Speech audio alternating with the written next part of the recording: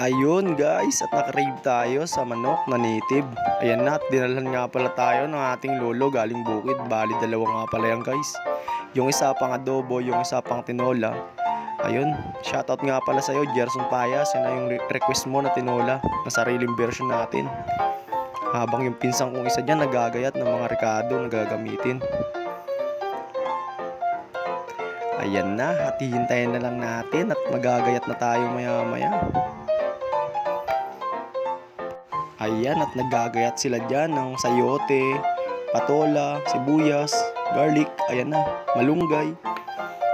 Ayan na yung morkado at ginisa ko na, pinalambot at nilagay na yung sayote.